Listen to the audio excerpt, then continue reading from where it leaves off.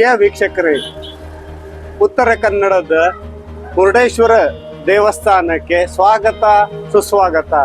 Naveen Raj ಸಾನ್ಶಿಯಾ channel ತಮ್ಮನ್ನು ಹೃತ್ಪೂರ್ವಕವಾಗಿ ಸ್ವಾಗತಿಸುತ್ತದೆ. ಇಂದು ಈ ದೇವಾಲಯದ ಬಗ್ಗೆ ವಿಸ್ಮಯಕಾರಿ ವಿಶೇಷತೆಯನ್ನು ತಿಳಿದುಕೊಳ್ಳೋಣ.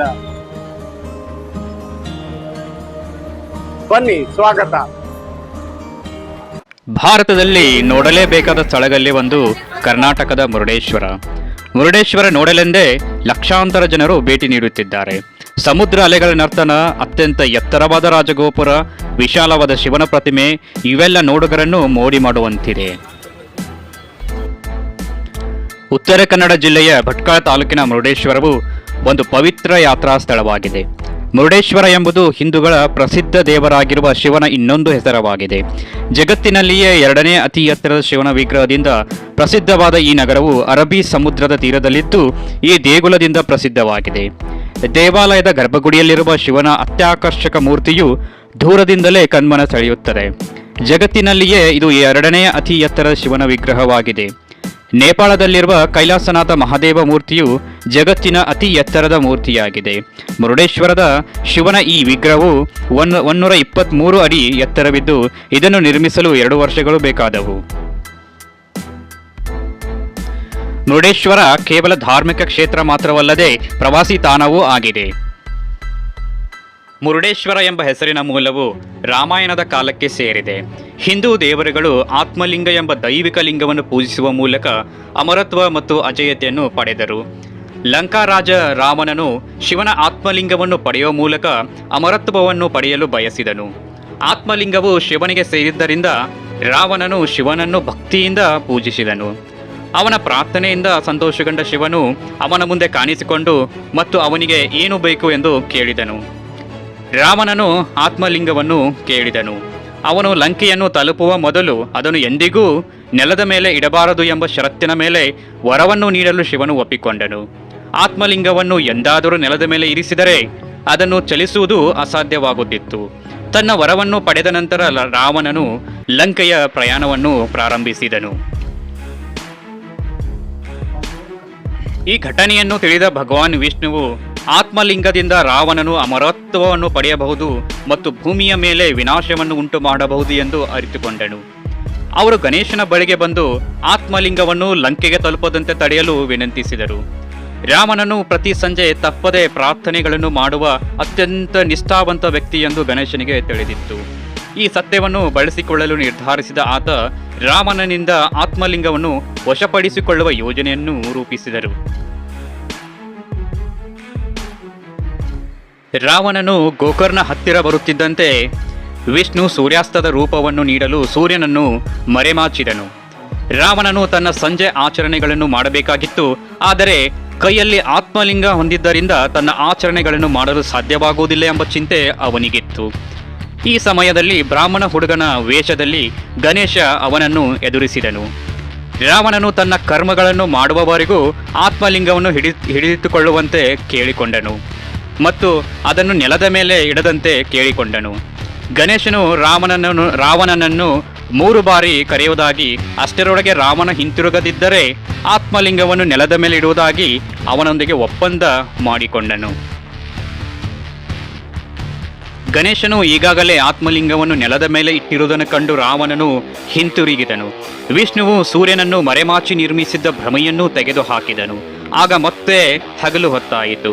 ರಾವಣನು ತಾನ ಮೋಸ ಹೋದನೆಂದು ಅರಿತು ಲಿಂಗವನ್ನು ಕಿತ್ತು ನಾಶ ಮಾಡಲು ಪ್ರಯತ್ನಿಸಿದನು. ರಾವಣನ ಬಲದಿಂದ ಕೆಲವು ತುಂಡುಗಳು ಚಲ್ಲಾಪಿಲ್ಲಿಯಾದವು. ಲಿಂಗದ ತಲೆಯಿಂದ ಅಂತಹ ಒಂದು ತುಣುಕು ಇಂದಿನ ಸೂರತ್ಕಲ್ನಲ್ಲಿ ಬಿದ್ದಿದೆ ಎಂದು ಹೇಳಲಾಗುತ್ತದೆ. ಪ್ರಸಿದ್ಧವಾದ ಸದಾಶಿವ ದೇವಾಲಯವನ್ನು ಆ ಲಿಂಗದ ಸುತ್ತಲೂ ನಿರ್ಮಿಸಲಾಗಿದೆ ಎಂದು ಹೇಳಲಾಗುತ್ತದೆ. ನಂತರ ಅವರು ಆತ್ಮಲಿಂಗದ ಹೊದಿಕೆಯನ್ನು ನಾಶ ಮಾಡಲು ನಿರ್ಧರಿಸಿದರು ಮತ್ತು ಹೊದಿಕೆಯನ್ನು ದೂರದಲ್ಲಿರುವ ಸಜ್ಜೇಶ್ವರ ಎಂಬ ಸ್ಥಳಕ್ಕೆ ಎಸೆದನು.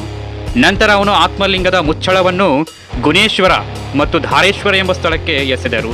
ಅಂತಿಮವಾಗಿ ಅವನು ಆತ್ಮಲಿಂಗವನ್ನು ಮುಚ್ಚುವ ಬಟ್ಟೆಯನ್ನು ಕಂದುಕಗಿರಿ ಅಥವಾ ಕಂದುಕ ಬೆಟ್ಟದಲ್ಲಿರುವ ಮರಡೇಶ್ವರ ಎಂಬ ಸ್ಥಳಕ್ಕೆ ಎಸೆದರು. ಮರಡೇಶ್ವರನನ್ನು ಮುರುಡೇಶ್ವರ ಎಂದು ಮರು ನಾಮಕರಣ ಮಾಡಲಾಗಿದೆ.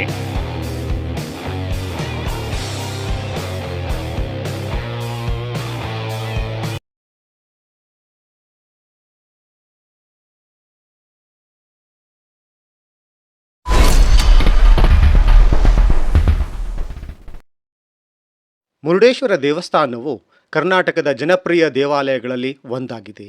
ಇದು ಆಧುನಿಕ ಮತ್ತು ಸಾಂಪ್ರದಾಯಿಕ ವಾಸ್ತುಶಿಲ್ಪದ ಮಿಶ್ರಣವನ್ನು ಹೊಂದಿದೆ. ಈ ಪ್ರತಿಮೆಯನ್ನು ಕಾಶಿನಾಥ ಎಂಬಾತ ನಿರ್ಮಿಸಿದ್ದು, ಆರ್.ಎನ್. ಶೆಟ್ಟಿ ಎಂಬ ಉದ್ಯಮಿ ಈ ದೇವಾಲಯದ ನಿರ್ಮಾಣಕ್ಕೆ ಆರ್ಥಿಕ ಸಹಕಾರವನ್ನು ನೀಡಿದ್ದಾರೆ.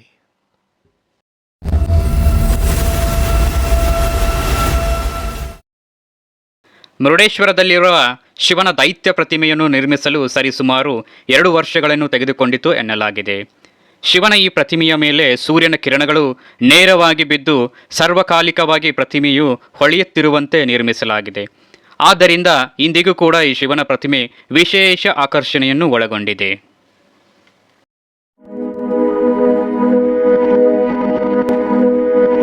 ಮುರುಡೇಶ್ವರ ದೇವಾಲಯದ ರಚನೆಯು ಹಿಂದೂ ಮಹಾಕಾವ್ಯ ರಾಮಾಯಣದ ಕಾಲಕ್ಕೆ ಸಂಬಂಧಿಸಿದೆ. ಈ ದೇವಾಲಯದಲ್ಲಿ ನಾವು ರಾಮಾಯಣಕ್ಕೆ ಸಂಬಂಧಿಸಿದ ಅನೇಕ ಘಟನೆಗಳನ್ನು, ದೃಶ್ಯಗಳನ್ನು ನೋಡಬಹುದು. ದೇವಾಲಯದ ಗುಹೆಯಲ್ಲಿ ರಾಮಾಯಣದ ದೃಶ್ಯವನ್ನು, ಗೋಡೆಗಳ ಮೇಲಿನ ಚಿತ್ರಗಳಲ್ಲಿ ನಾವು ರಾಮಾಯಣದ ದೃಶ್ಯಗಳನ್ನು ನೋಡಬಹುದು.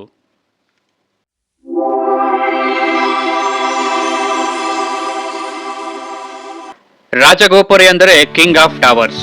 ಮುರುಡೇಶ್ವರದಲ್ಲಿರುವ ಈ ದೇವಾಲಯದ ಗೋಪುರವು ಅದರ ಹೆಸರೇ ಸೂಚಿಸುವಂತೆ ಮುರುಡೇಶ್ವರದ ರಾಜನಿದ್ದಂತೆ. ರಾಜಗೋಪುರದಲ್ಲಿ 20 ಮಹಡಿಗಳಿದ್ದು ಜನರು ಲಿಫ್ಟ್ಗಳನ್ನು ಬಳಸುವ ಮೂಲಕ ಗೋಪುರದ ಮೇಲ್ಭಾಗವನ್ನು ತಲುಪಬಹುದು. ಗೋಪುರದ ಕೊನೆಯ ಮಹಡಿಯಲ್ಲಿ ನಿಂತು ನೋಡಿದರೆ ನಾವು ಮುರುಡೇಶ್ವರದ ಸಂಪೂರ್ಣ ಸೌಂದರ್ಯವನ್ನು ವೀಕ್ಷಿಸಬಹುದು.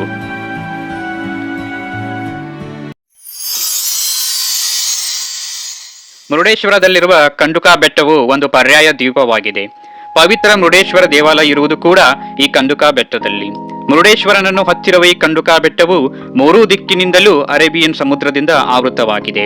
ಹೀಗಾಗಿ ಸಮುದ್ರದ ಸುಮಧುರ ನೋಟವನ್ನು ಕಣ್ಣುಗಳಿಗೆ ಉಣಬಡಿಸುತ್ತದೆ.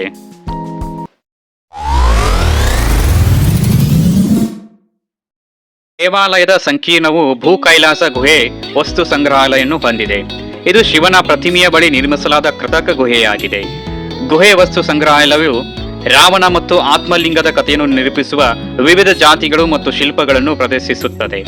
ಅವನ ತಪಸ್ಸಿನಿಂದ ಗಣೇಶನಿಂದ ಅವನ ಸೋಲಿನವರೆಗೆ ಗುಹೆ ವಸ್ತು ಸಂಗ್ರಹಾಲಯವು ಚೆನ್ನಾಗಿ ಬೆಳಗುತ್ತದೆ ಮತ್ತು ಹವಾನಿಯಂತ್ರಿತವಾಗಿದೆ. ದೃಶ್ಯಗಳನ್ನು ವಿವರಿಸುವ ಆಡಿಯೋ ಮಾರ್ಗದರ್ಶಿಯನ್ನು ಕೂಡ ಹೊಂದಿದೆ. ಗುಹೆ ವಸ್ತು ಸಂಗ್ರಹಾಲಯವು ಪ್ರವಾಸಿಗರಿಗೆ, ವಿಶೇಷವಾಗಿ ಹಿಂದೂ ಪುರಾಣ ಮತ್ತು ಸಂಸ್ಕೃತಿಯ ಬಗ್ಗೆ ಕಲಿಯುವ ಮಕ್ಕಳಿಗೆ ಆಕರ್ಷಣೀಯವಾಗಿದೆ.